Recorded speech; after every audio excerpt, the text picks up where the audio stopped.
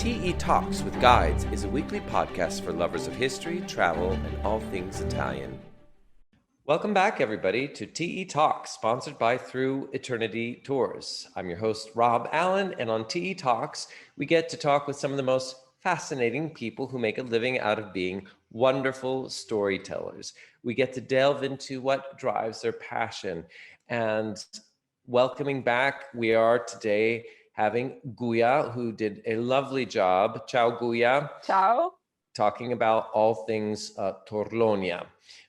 Today, we're going to talk about another lovely subject that she actually was my first experiment with. I haven't put them online, but I had a conversation with her on the terrace of the Raphael Hotel, as one does. And we did a little filming, but then you and I had a kind of impromptu conversation about Bernini and Borromini of the Baroque age. But we're going to talk about those guys again today, but we're also going to emphasize things about the Quirinal Hill in general, from the beginning up to the Baroque time period. And I also wanted to add, one of the main things on the Quirinal Hill is Palazzo Quirinale, and you are one of the few and far between guides who was a certified guide also of Palazzo Quirinale. You are a jack of all trades, so it'll be very beneficial for us that you can tell us about that. So how are you today, Guia? Very good. Good morning, everybody. And yes, our talk today will be focused on many different things. You mentioned, and thank you for doing that, my experience as a volunteer in the Quirinal Palace, which has been one of the most amazing experiences of my life. And not only because I had the honor to lead people in what today is the residence of the President of the United States. When I try to explain to my people the meaning of the Quirinal today, I also say them that the Quirinal to the Italians is what the White House is for the USA citizens. So it's not only a very important political building, but I had the honor to lead people among the works of art that are preserved inside the Quirinal Palace, since the Quirinal has been created from late 1500 for being the Pope's royal house. And this is a very special thing. So we have beautiful paintings, works of art, chapels, and whatsoever. And I have the privilege to be a guide for 6 months of my life in this place. So yes, it was a great honor, and it's one of the places of Rome that I really love most. But the Quirinal is also something that has been very important since the beginning of the history of Rome, and meaning for beginning, the real beginning of the history, the foundation of the city, because more or less all of us knows that the city was founded on the top of the Palatine Hill by Romulus and Remus. Remus was killed during the foundation of the city, but the Quirinal is involved in what happened immediately next, because Romulus founded the city. He needed to provide citizens to the city, and he needed to provide women for these new citizens. So he decided to use a sort of trick in order to get the women, and it basically abducted the women of the 7 people, which were the local people that were living right exactly on the Quirinal Hill, which is basically right in front of the Palatine Hill. Story goes on that, it took a little bit to the poor Sabine to reorganize themselves, and finally, when they came back on the Palatine in order to have their women back, the women put an end to the war between these 2 people by saying them, we don't want to live at war, we cannot live together. And probably this is a very nice way to start to explain why Rome, since the very beginning of its history, started to expand and started to mingle with other people. So the Quirinal was actually one of the 7 famous ancient hills of Rome, namely the highest of them, and it is named to a temple dedicated to the god Quirinus, which was the god that the Roman used in order to identify Romulus after his death. Romulus, the founder of the city, according to the sources, didn't die. It disappeared while he was having a sort of military training in a place of the Campus Martis, the Field of Mars, right downtown Rome. And ever since, the Romans consider himself a god, the god Quirinus. No wonder that they choose the highest hill of the city for dedicating him a temple. The temple to the god Quirinus. We have a lot of news about this temple on the sources, but so far we haven't been able to find the remains of this temple. And this is a nice story that is very modern, because basically it's a story that unfolds in the last 20 years. And it's the story of the quarrel between the two most important Italian archaeologists, Andrea Carandini and Filippo Corelli. Whoever has been a guide of Rome knows at least one of these names very well, because one of the two is the author of the Archaeological Guide of Rome. But anyway, they were digging in different contexts in order to find out the remains of the temple of Quirino. And the hypothesis made up by Carandini was that the remains of this temple would be right exactly in the Quirinal garden. Being the Italian White House, you can imagine that no one allowed to anyone to dig in the garden. Try to imagine what if, someone asked to Mr. Biden, may I dig in the White House rose garden just in order to find very important memories for the history of USA? It would be a very awkward question. So the poor Carandini couldn't dig, but he was allowed to make a sort of archaeological research by using georadar. And actually, he bumped into some wall that he said, okay, this is the temple. Corelli didn't agree at all. And as I was telling you, this is a fight that is going on since 20 years now, and probably will end with the death of one of the two, because they are very strict on their point. But it's nice to know that, they are fighting for something that is related to such an old story. We know that this temple was enlarged by Augustus and so on. But anyway, in the meantime, as I was telling you before, the Quirinal became a very important place. It was a very safe place in terms of climate compared to the kind of condition that you could find along the banks of the Tiber River. So no wonder that as time went by, it became the place where the most important families of Rome wanted to live. We know that Cicero's best friend, Attico, lived there, the poet Martial that described the foundation, the inauguration of the Colosseum lived there. And of course, the second imperial family of Rome, the Flavian family, had his house right along this place. That was also a place chosen for one of the most important Roman roads, the Alta Semita, which still runs toward Porta Pia. It changes name through the ages. Now it's Via del Quirinale, but Via del Quirinale runs right exactly on the path of a very ancient Roman road. Yes. So, place for temples, mysterious temples, sometimes place for beautiful houses. Temples, again, in the peak of the imperial history of Rome in the 3rd century, the notorious Emperor Caracalla founded a temple dedicated to the god Serapis right on the top of the Quirinal. In this case, we have a few evidences, some on the spot, mostly reusing bricks in the Colonna family's garden. And we also have some beautiful works of art in different parts of the city. We have 2 beautiful giant sculptures that are still on the Quirinal Square, right in front of the entrance of the palace that we were speaking about before. And also on the Capitoline Hill, we have 2 beautiful personification of rivers that were probably part of the decoration of this temple, and were decoration on the pediment. So this temple was one of the largest in Rome, even larger than the one that was built by the Emperor Hadrian in front of the Colosseum. It was something really amazing. Namely, the 2 statues of the giants that are holding their horses became very important in the Middle Age, because in the Middle Age, the 2 horses gave their names to this area that became Monte Cavallo, because they're always been exposed to hair. They were well known in the Middle Age. Someone thought that they could have been the opus of Greek artists such as Praxiteles and Phidias, so probably someone in the Middle Age carved their names right at the bottom of these kids, but these kids are still there holding their horses, although in the meantime, of course, the features of the area have changed a lot, especially in the 18th century. And going on with this history, during the Middle Age, of course, Rome, the population of Rome decreased, so the Quirinal, or better Monte Cavallo, became a sort of abandoned area of the city.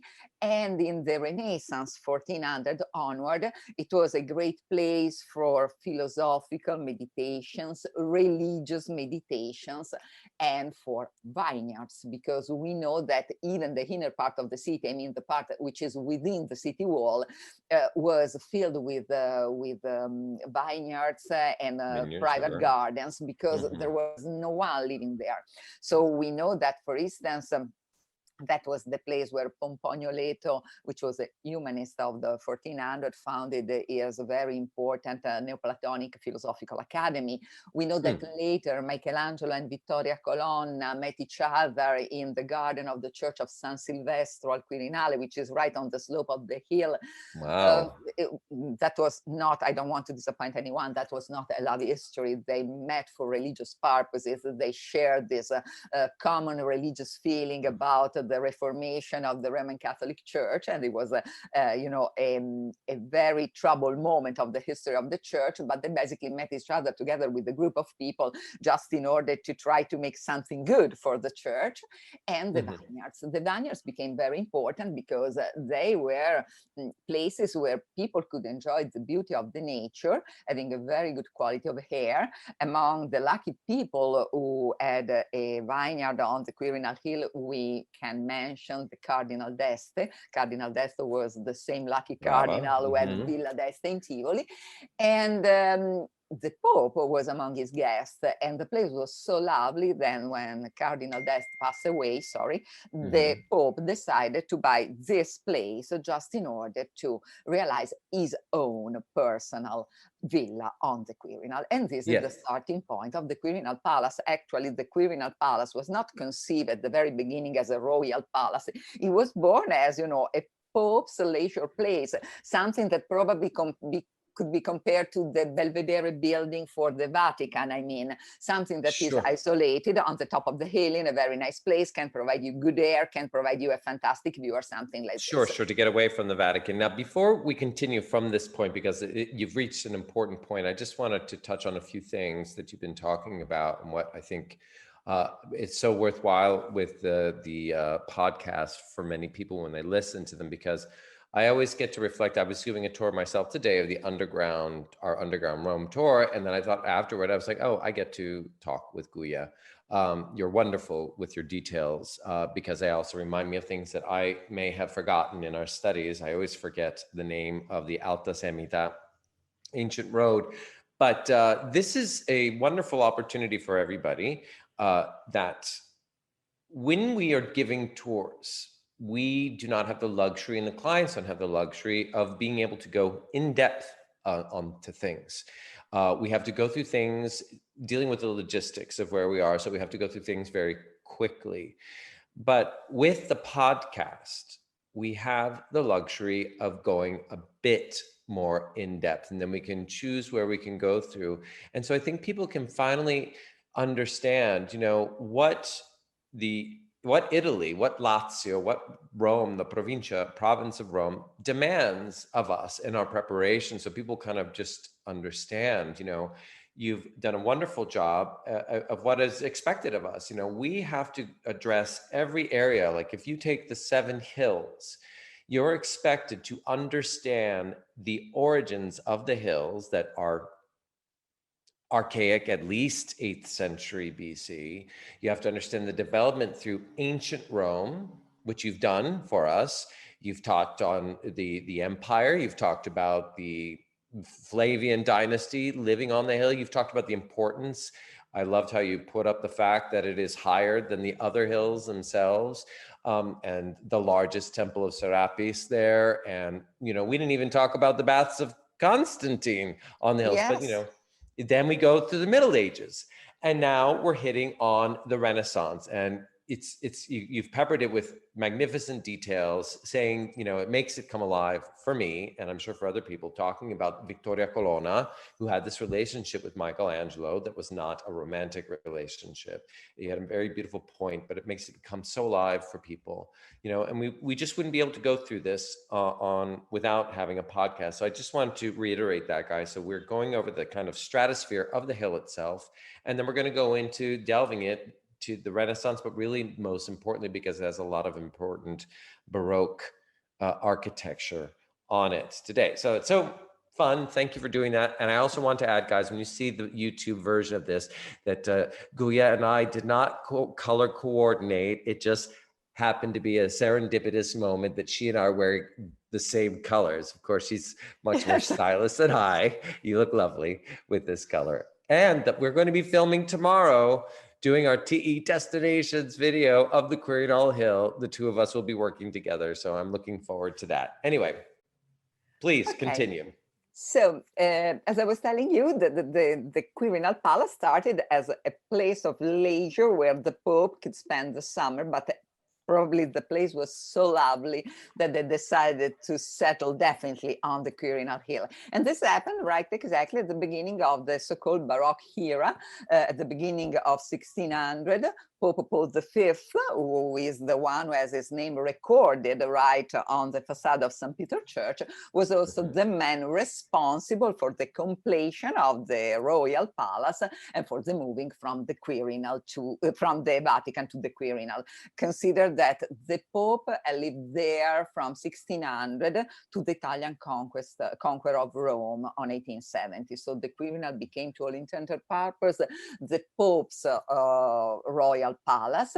Many architects were involved in the buildings, and among these, two that had already worked together in St. Peter's Church, namely Carlo Maderno and Gian Lorenzo Bernini.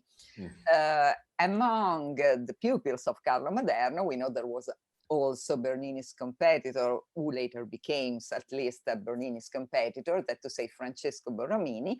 And the long road that runs by the Quirinal, the present day Via 20 Settembre, is one of the sets for their quarrel and their competition through the ages, since I guess that it happened absolutely by chance. But anyway, this is the place where the two guys worked together in Palazzo Barberini, which is right next to the Quirinal, and later became the place where the two architects, after their separation, they split up because Borromini was furious with Bernini because he thought that in some way he had stolen some of his prestige as an architect.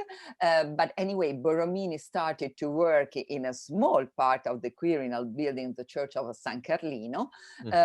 Later, so a few years later, Bernini started to build one of his masterpieces in the Church of Santa Maria della Vittoria, Saint Mary of the Victory.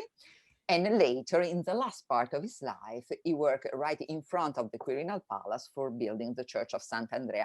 So just walking, less than half a mile along this road, you have three different points in which those people left, a memory for the future generations about their lives, about their way of meaning architecture, about their way of developing architectural project or anyway artistic plans. And we can point out the huge difference that there were between the two, even in terms of artistic ideas and concept. Personally, I guess that Borromini, let alone, how particular, peculiar, neurotic, and depressed he was as personal character. And probably this didn't help him in a quick and fast and glorious career. But I think that Borromini was very meticulous in planning everything. A plan that was mostly about architecture. When I think of Bernini, I think about, a very handsome handsome guy that was probably one of the spoiled boy of the Baroque Rome since the very beginning, being the son of an artist. He was used to deal with the most important patrons, including the Pope. But for sure, when I think of Bernini, I think a person that had the capability to have an artistic vision of the whole. I usually compare him in terms of music to a conductor. He had an orchestra to conduct, and he made it very well in order to get the most from each one of his pupils. The problem was that he was, usually very careful in getting all the credits for him and not for his pupils or his helpers. Sure. And sometimes, people were pretty cross about that. But anyway, I guess that this is the most important difference between these two guys who had a completely different background. They were contemporaries, and this is the only thing in which I think they look alike. They were born more or less at the same time. Yes. But they had a completely different background. They came from different places.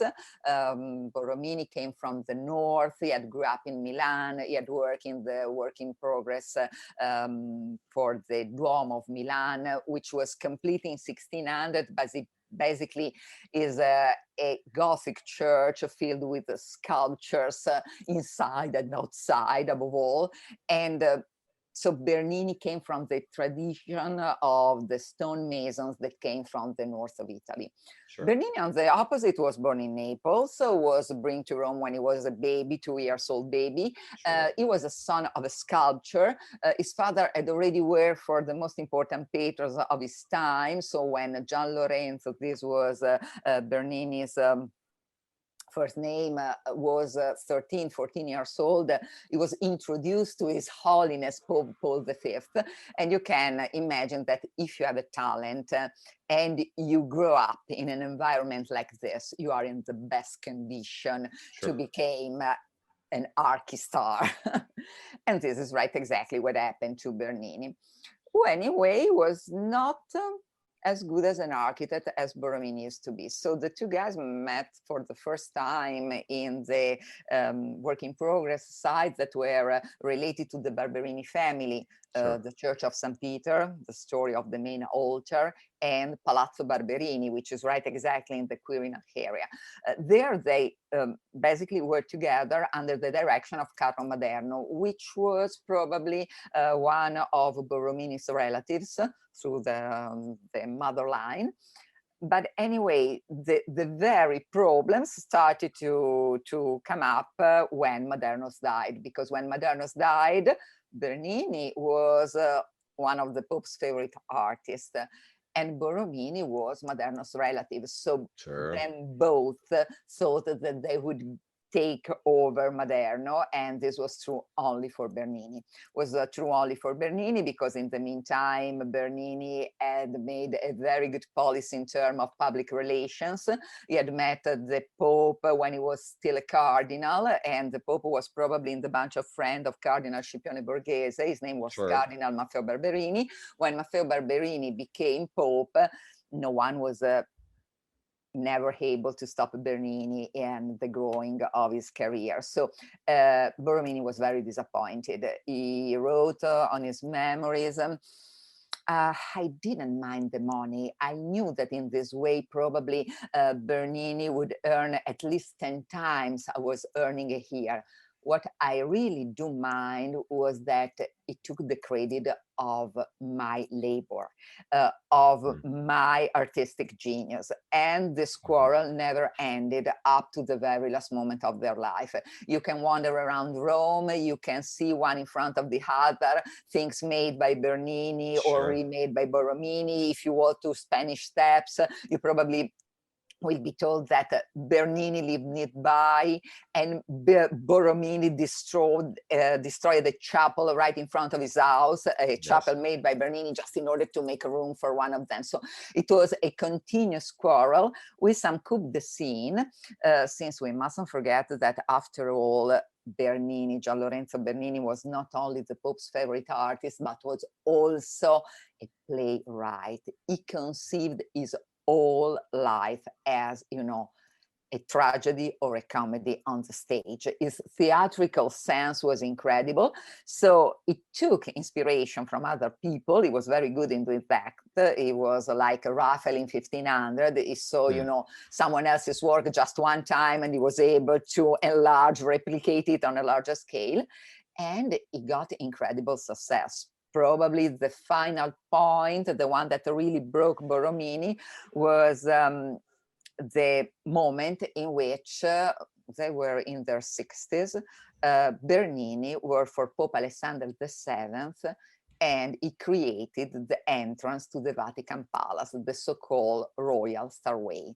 That Royal Stairway that was arranged by Bernini in a theatrical way, in a way to suggest a sort of perspectival entrance to the Vatican Palace, was actually something that was put on a larger scale and on a much better place of what had already been one of Borromini hidden gems in Rome, that to say the Perspective Gallery in Palazzo Spada. So that was probably the moment in which Borromini realized that he would never be able to win this quarrel. And a few months after the inauguration of the Royal Stairway, Borromini decided to live this life. And he made it, and probably was the only moment in his life in which he was theatrical, much more theatrical than his opponent, because he made it by throwing himself on his sword. He didn't die immediately. It took a couple of days to pass away, so he had time to repent. He had time to tell everybody how, the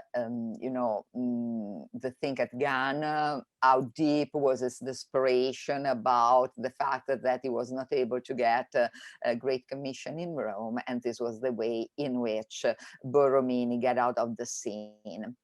His opponent, I guess, was very sad ever since, because when you have a competition, the competition anyway push you to make the best of yourself.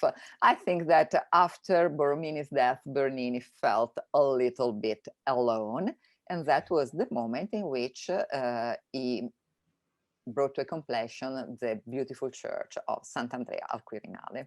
And Sant'Andrea al Quirinale, which is right in front of the Quirinal Palace, is the masterpiece created by Bernini as the church of the novitiate of the Jesuit order. So in very few meters, we have the church by Borromini, which is San Carlino, and it is one of the first plans that Borromini completed after splitting with Bernini. And a few meters forward, we have the masterpiece created by Bernini.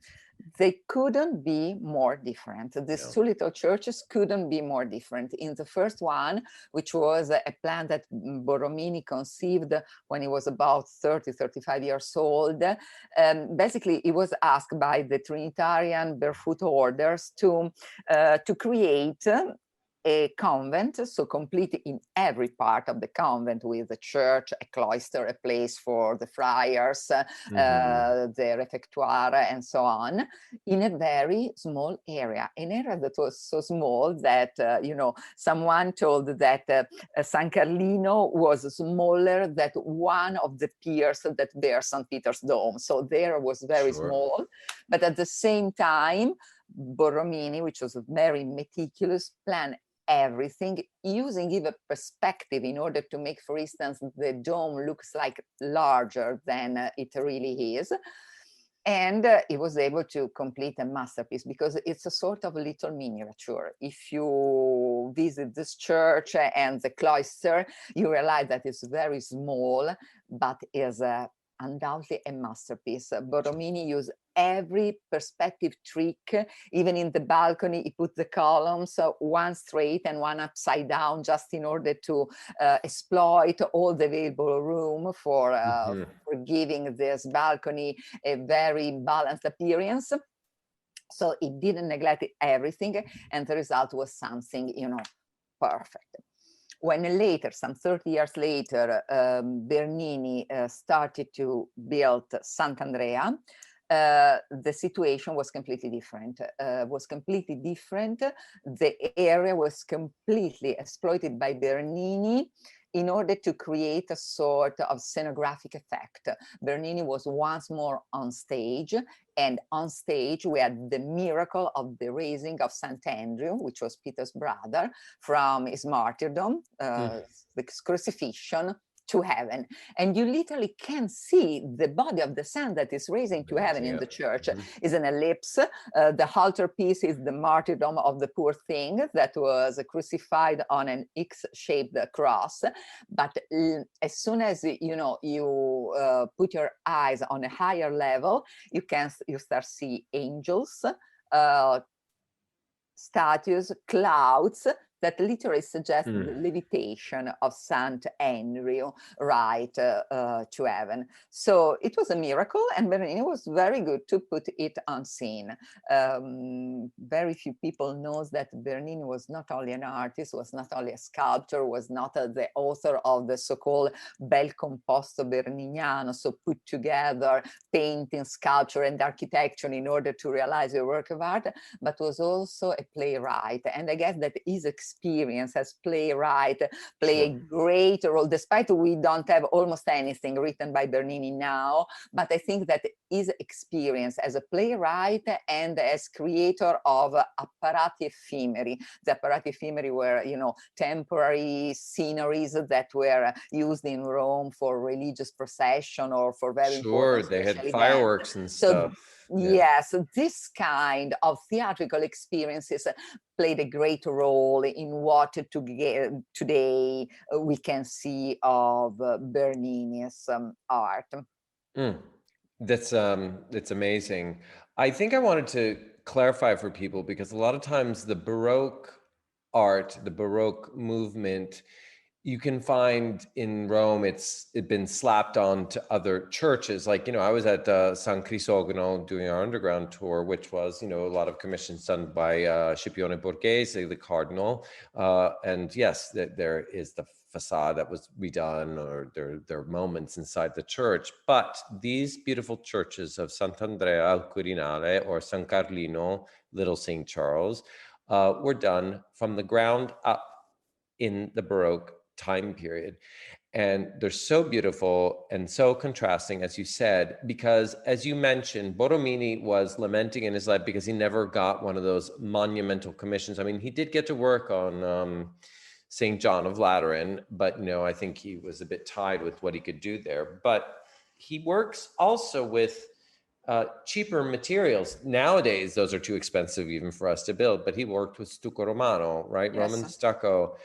And Bernini had, the world was his oyster. When he got a commission, people were expected to pay an enormous amount of money. So you can look and you see that this church of Sant'Andrea al Quirinale is filled with very expensive colored marbles everywhere.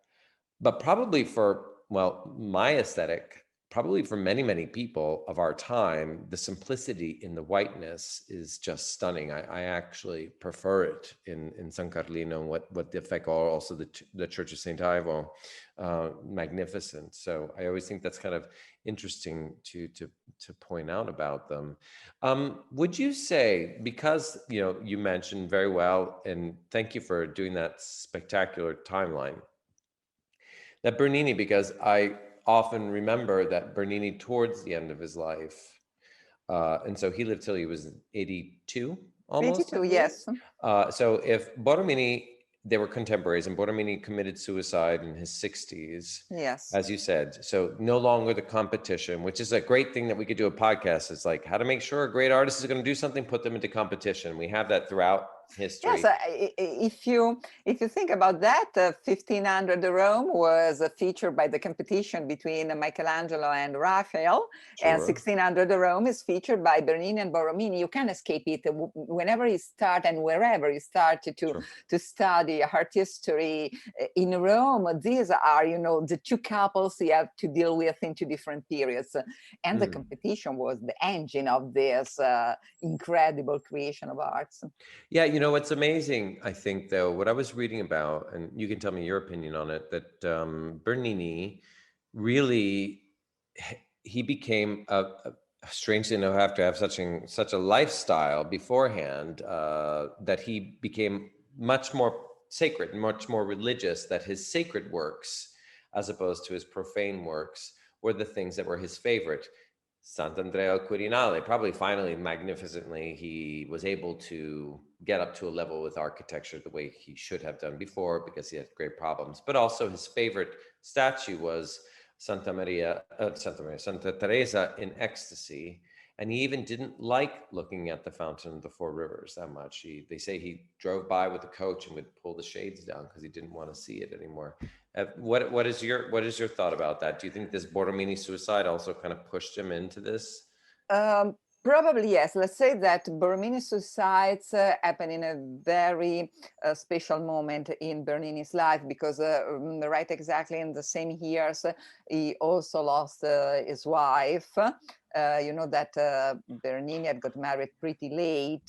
He was almost 40 years old, but anyway, he had lived with Caterina Tezio for almost 30 years, and she was the mother of 10 sons got by Bernini. So it was in some way the woman that had changed Bernini's life.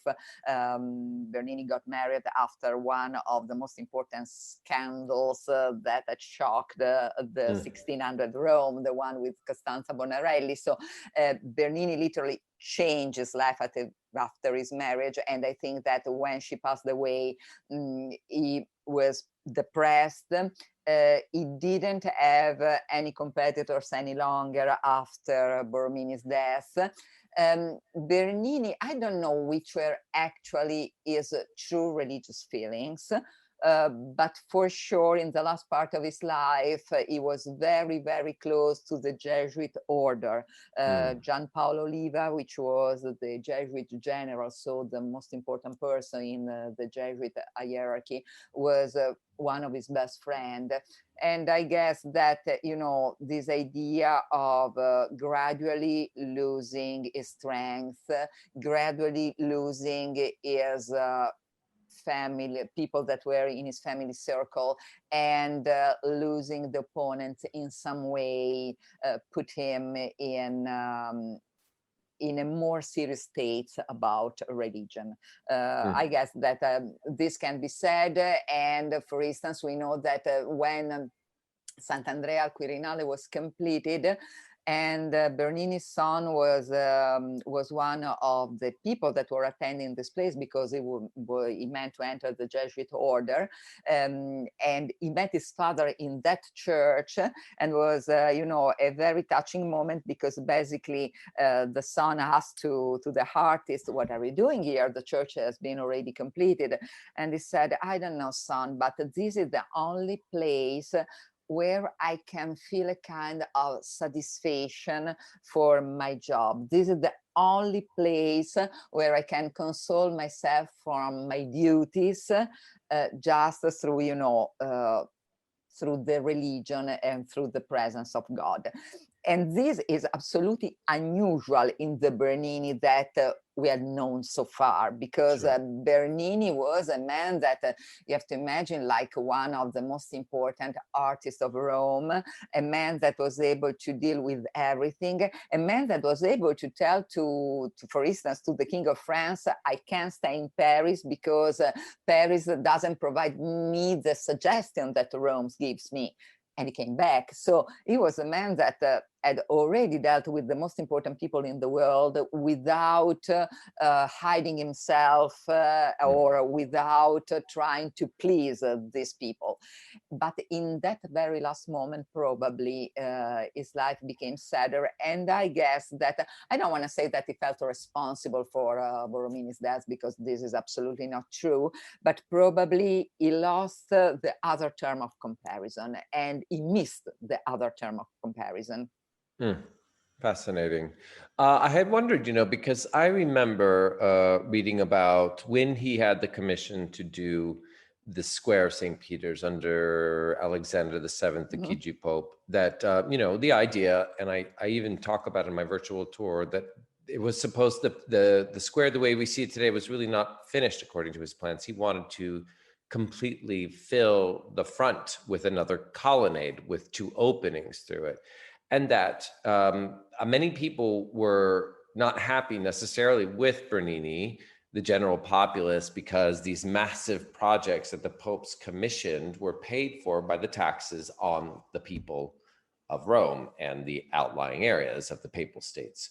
And so that they were not happy and they didn't want to see this done. And that Innocent XI, when he came into power, I think he was the last pope that was alive during Bernini's life, if I'm not mistaken. I know he's in a glass coffin. I don't even remember. Is he Odescalchi? I cannot remember. Rospigliosi. I think that was. Rospigliosi. I I remember as a guess commentator. so. I can't remember. I bumped into his name a few days ago. If I can find it in my. I do remember though, like, you know, we can look into it. I'll look at it when you're talking in a moment. That he said, no, you're not going to do this. You're not going to finish it. It was almost like he was out of favor. And then from that, you know, the amazing thing about Bernini, the man who was one of the greatest innovators when it comes to funerary monuments, you just go inside St. Peter's and you see, as you say, theatricality, the monument of Alexander VII just demands your attention. Anyone who goes into the church will look at that, will just see it and ask you about it. You cannot avoid it. And yet he has the most simple monument himself, where it's not even his name specifically, that was added later on, but it was like for the noble Bernini family in a very prestigious place because it's right by the high altar of Santa Maria Maggiore, near where his family lived. Yeah. But it's such a simple monument. It's a very simple monument. So I guess that on the tombstones, we have only the inscription. This is the place where the Bernini family is waiting for the eternity or something like this. Yes. So it's a very simple thing. And I know that in 19 or maybe in 1800, I can't recall directly now, correctly now, but anyway, an expression was made on the tomb, but I found out that basically Bernini was buried with a very simple suit, and they had only the short sword that was related to his chivalry close to him and nothing more. So yes, it's something that always surprised me. The idea that he was aware that the earthly life was his stage. Once it has gone, it was for good. So he didn't need everything. He had prepared for several popes or anything other people, cardinals, noblemen needed in order to be recalled. I guess that he considered his works of art around Rome his legacy to the future, and he didn't need anything else than this for his final resting place. And this is another of the common feature that we have with Borromini. Despite, you know, those guys have filled Rome with incredible masterpieces, they are both buried in churches. Of course, Santa Maria Maggiore, St. Mary Major is one of the 4 most important basilicas in Rome. But for instance, Borromini has to be buried in San Giovanni dei Fiorentini, close to Carlo Maderno, and we don't even know the right place of the church where he's buried. So they choose almost as to be forgotten as men in order to be remembered as artists. So this is my idea. It is. It's an amazing thing. I did check up. It is Benedetto Odescalchi, Innocent the 11th. I can't believe I remembered that. Anyway. But absolutely. Now, you know, we have had the 266 popes, so to recall everything is a pretty hard stuff. Believe me, I know. We remember the ones that did major commissions, but we always get to see him in his glass coffin. But just to talk a little bit also about, you did mention the Palazzo Quirinale, which is kind of the White House. It's the head of state of Italy. But it was the papal residence Yes. for many, many years because it was more ideal. The weather was better. The Vatican had malaria, right? Malaria, Yes, kind of it's swampy land. right close the Tiber River banks, and Hmm. this meant that, during the good season, malaria, mosquitoes were everywhere. So we know that during the history, several popes passed away for this disease, even probably some artists, and so it was pretty common. And the choose of the Quirinal is related to this better quality of air above all. To the fact that you were on the top of the highest hill, so you can literally dominate Rome just with you're looking out of the windows. And it was an incredible and painstaking work that involved hundreds of people for more than 50 years. So the core of the Quirinal Palace was built between late 15 and early 1600. And it was incredible because as one pope succeeded to the other, they added another small piece just in order to pass from the beautiful villa in the vineyard built under Gregory XIII to the royal palace that included a chapel that has right exactly the same size of the Sistine Chapel. And this is important from, not only a religious viewpoint, but also for a political viewpoint, because that the popes were popes kings, but they were chosen every time. So whenever a pope passed away, there was a gathering of the cardinals for choosing the new one. And usually there's the procedure is called conclave, and it usually took place and still takes place within the Sistine Chapel. But when we'll do the film tomorrow, we will show the Dome of St. Peter from the Quirinal Square. It's right exactly on the opposite side of Rome. So it was not so easy to start from the Quirinal after the Pope's funeral in order to make the conclave into the Sistine Chapel in the Vatican. So they used the Pauline Chapel within the Quirinal Palace. It was, of course, a chapel that has the same size of the Sistine Chapel without having the beautiful paintings by Michelangelo. But anyway, that was the place where the popes elected between 17 and 1800 were chosen. And they had a different way to deliver the result of the election. You know that now the Pope's election is announced through a puff of white smoke that comes from the roof of the Sistine Chapel. Since the Pauline Chapel doesn't have such a visible roof, they decided to build a temporary wall right on the main entrance, on the window, which is on the main entrance of the Quirinal Palace. It was a temporary wall that lasted just the time of the conclave.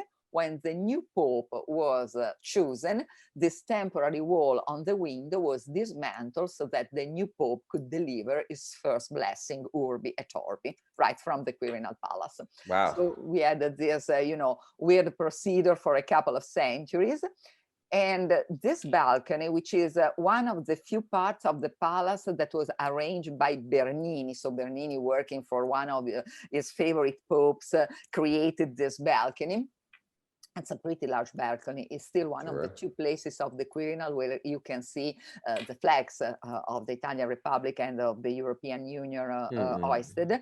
And so seeing from outdoor, you think that behind that window, there is a pretty large room.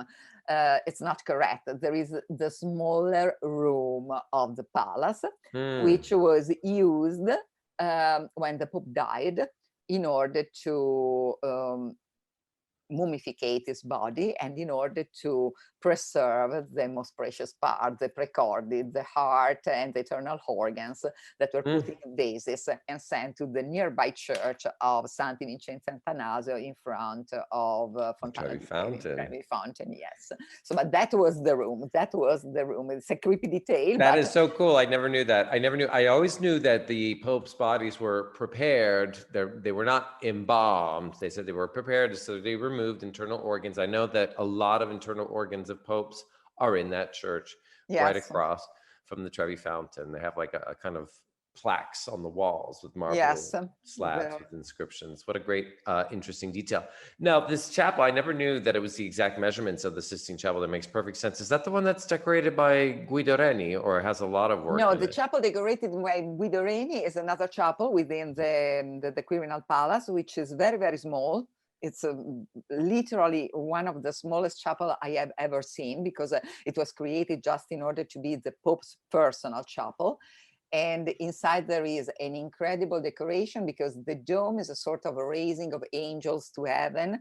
And right on one of the altarpieces is one of the sweetest I have ever seen, because it's Mary that is preparing the little, shirt for baby Jesus. So she's literally sewing this, and it's unusual as an image. And usually Mary is always represented with the baby, not waiting for the baby. And it's very, very nice. Oh, that's lovely. Well, thank you very much, Guia. Now, before we finish up, I know that we like to do a little moment of doing TE travel tips. I know, and also we are going to be doing a podcast very soon with you, and I'm very excited, you, Cinzia and Eugenia, because you did this beautiful experience of walking on the Via Francigena, or Via Francigena. So do you have any travel tips that you'd like to add today?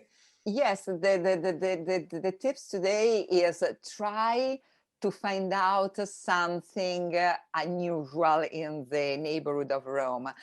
For instance, speaking about our journey along Via Francigena, the Via Francigena, it's a pilgrimage road that was used by the pilgrims in the Middle Age, from the Middle Age onward. And now you can walk on very short rate of the Francigena. And for instance, we know that in the north of Rome, there is a beautiful park, which is the Park of the Insuggeretta, which corresponds right exactly to the final point of the Via Francigena. From people that came from Canterbury through France and Italy, and finally arrived to Rome, they walk through the path that brought to the top of Monte Mario, which is part of this public park, and saw the Dome of St. Peter. If you have time, it would be very, very nice not to walk to the whole Via Francigena, it would take months, but just in order to walk on a few hours on the final trait, just in order to see what the pilgrims saw when they arrived to Rome. And I guess that it would be a very unusual way to end a journey to Rome. That sounds lovely. I would definitely like, well, I am determined at some point to do that whole 4 months, maybe not all at the same time, but I do want to take that walk. I just, maybe my dreams, but I think it sounds really lovely to appreciate what it means to be on a pilgrimage to Rome. But we'll talk more about that on our next podcast. Now, for anyone listening in, please feel free, if you have questions about what Guia and I have been talking about, you're more than welcome to write to us at office@througheternity.com. Guia, it is always such a pleasure. Be prepared that we will find some place lovely we're going to be filming tomorrow, but some place to enjoy a meal and imbibe in some lovely house wine and have a cocktail too, because we've been having a good time doing that. Anyway, grazie mille, and I look forward to seeing you tomorrow. Goodbye everybody. Ciao. Ciao.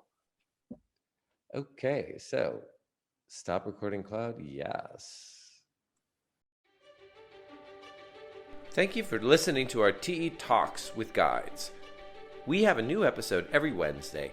Please subscribe to get an alert when each podcast comes out. Rate us and tell people how you enjoyed it, and share it on Instagram, Facebook, or Twitter. Most importantly, if you enjoyed it, send us a feedback about the show. Also, if you are curious about what some of these people and places we talked about look like, you can subscribe to our YouTube channel and watch the video on this podcast, where we have inserted special images for you to further enjoy the story.